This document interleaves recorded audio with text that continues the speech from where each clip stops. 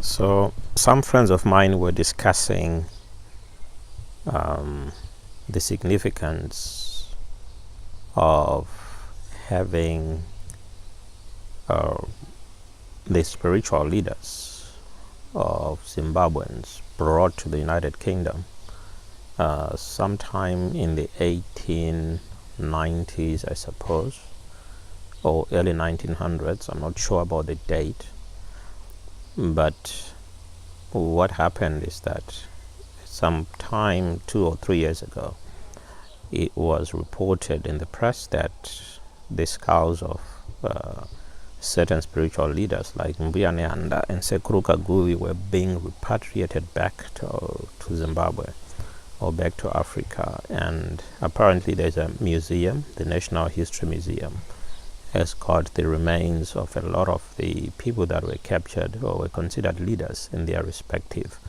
countries. So during the expansion of the British Empire, those spiritual leaders were beheaded and their remains or their skulls or their heads were brought to England. And what is the significance of all that? So when the Europeans went to Africa, they wanted to conquer the people of Africa so that they have access to the vast resources which Africa still has and which Africa is still giving away for free. So these resources, so they wanted resources, but they also had to conquer the people. And to conquer a people, one of the things you can do is to destroy their religious belief. So there was some spiritualism or spirituality in Africa, in Zimbabwe, at that time. And there were spiritual leaders, and people practiced, they revered the dead, they summoned the dead if they were making some important decisions. They paid homage to them. And they also had living spiritual leaders who led them in war, for example, and made it very difficult for the Europeans to gain any military advantage, because these guys, the people believed in them. So the only way was to destroy these people, to destroy the religious base, the spiritual base.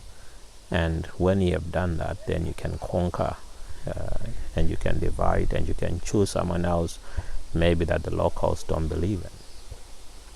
And this kind of tactic was not unique to Africa alone. If you look at what happened, if you watch some of those movies like Spartacus, like The Fall of Rome, what happened to the Roman Empire and all that, you find that there was some spirituality being practiced. People actually believed that the gods were sending lightning, for example, that they were sending the plague was sent by the gods and all that, because the gods apparently were unhappy. So that's what you get. But what I just wanted to say in this video is that we have to ask questions as to what really religion means for us, because we know how it was. We understand now why it was brought, and it's up to us how we treat it going forward.